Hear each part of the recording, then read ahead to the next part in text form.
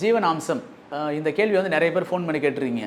ஜீவனாம்சம் விவாகரத்துக்கு அப்புறம் கிடைக்குமா, இல்லை விவாகரத்துக்கு முன்னாடி அது ஜீவனாம்சம் வாங்கணுமா, அதுக்கான உத்தரவு வாங்கிட்டு தான் வந்து விவாகரத்தை வாங்கணுமா அப்படின்னு சொல்லிட்டு தொடர்ந்து கேட்டுருந்தீங்க. எனக்கு குழந்தை இருக்குது, எனக்கு குழந்தை இல்லை, இதெல்லாம் ஒரு காரணம் வச்சு ஜீவனாம்சம் தவிர்க்க முடியுமா, குழந்தை இருந்தால் மட்டும்தான் ஜீவனாம்சம் கிடைக்குமா அப்படிலாம் நிறைய பேர் ஃபோன் பண்ணி கேட்டிருந்தீங்க. அதுக்கு ஒரு விரிவான விளக்கம் கொடுக்கணும் அப்படின்றதுக்கு இந்த காணொலி கொடுக்குறேன். இப்போ ஒருத்தருக்கு விவாகரத்து வழங்கப்பட்டிருந்தாலும் அந்த விவாகரத்து எந்த அடிப்படையில் வழங்கப்பட்டிருக்கு அப்படின்றத பொறுத்தது கணவருக்கு வந்து ஜீவனாம்சம் கொடுக்கக்கூடிய கட்டாயத்தை வந்து நீதிமன்றம் உத்தரவு கொடுக்க முடியும். மனைவியால் அந்த நீதிமன்றத்தின் மூலமாக கட்டாயப்படுத்தி உத்தரவை பெற்று கூட அந்த ஜீவனாம்சம் வாங்குறதுக்கான வழிவகை சட்டத்தில் இருக்குது. ஆனால் அந்த விவாகரத்து வந்து எந்த அடிப்படையில் வழங்கப்பட்டிருக்கு அப்படின்றத வந்து பார்த்துட்டு நீதிமன்றம் அதை முடிவு எடுக்கும். அதனால் விவாகரத்து வாங்கியிருந்தால் கூட நிச்சயமாக ஜீவனாம்சத்தை கோருவதற்கான உரிமைகள் வந்து மனைவிக்கு உண்டு. பொதுவாகவே வந்து ஜீவனாம்சம் அப்படின்றது என்ன அப்படின்னா, ஒரு கணவனுடைய கடமையாக வரையறுக்கப்பட்டிருக்குது. தன்னுடைய மனைவி, தன்னுடைய குழந்தைகள் எல்லாருக்கும் வந்து அவங்களுடைய உணவு, உடை, உறைவிடம் எல்லாத்தையும் வந்து அவங்களுடைய பராமரிப்பு எல்லாத்தையும் செய்ய வேண்டியது சட்டம் வந்து ஒரு கணவனுக்கான கடமையாக வரையறுத்திருக்குது.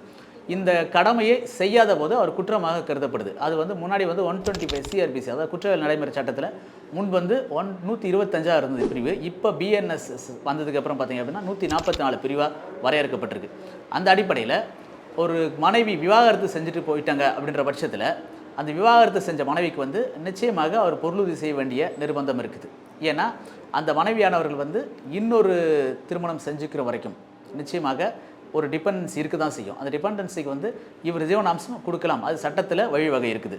அதே மாதிரி ஒரு குழந்தை இருக்குது அப்படின்னாலும் அந்த குழந்தைக்கு வந்து கடைசி வரை கல்வியிலேருந்து பொருளாதாரத்திலேருந்து மற்ற அனைத்து விஷயங்களையும் வந்து விவாகரத்து ஆகி போன பிறகும் தகப்பன் என்ற முறையில் நிச்சயமாக இவர் செய்ய கடமைப்பட்டவர், அதுக்கான வழிவகை இருக்குது. ஏன்னா பிரீச் ஆஃப் டியூட்டி, கடமையை தவிர்த்தல் என்பது குற்றம் அப்படின்னு சொல்லி சட்டம் வரையறுத்து சொல்லுது. அதனால் ஒரு கணவர் அப்படின்னு சொன்னாலே வந்து அந்த குடும்பத்தில், இந்து குடும்பத்தில் வந்து கர்த்தா அப்படின்னு சொல்லுவாங்க. இவர் தான் வந்து அந்த குடும்பத்துடைய கர்த்தா என்பது அந்த குடும்பத்தில் இருக்கக்கூடிய உறுப்பினர்களை வந்து பாதுகாக்க வேண்டியது, அவருக்கான உதவிகளை செய்ய வேண்டியது, அவருடைய வாழ்வாதாரத்தை பார்க்க வேண்டியது அவருடைய பொறுப்பு. அந்த அடிப்படையில் ஒரு கணவன் என்பவர் நிச்சயமாக அந்த மனைவிக்கு ஜீவனாம்சம் வழங்க எப்போதும் கடமைப்பட்டவர், அந்த குழந்தைகளை பராமரிக்கிறதுக்கு எப்போதும் கடமைப்பட்டவர். சட்டம் வந்து எப்போதும் வலியுறுத்தும்.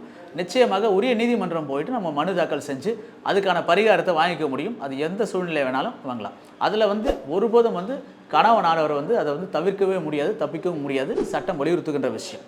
நன்றி நண்பர்களே, இந்த தகவல் நிச்சயமாக உங்களுக்கு போதுமானதாக இருந்திருக்குன்னு நினைக்கிறேன். மேலும் இது போன்ற சட்டம் சம்பந்தப்பட்ட தகவல்களுக்கு தொடர்ந்து இந்த சேனலை பாருங்கள், சப்ஸ்கிரைப் பண்ணுங்கள்.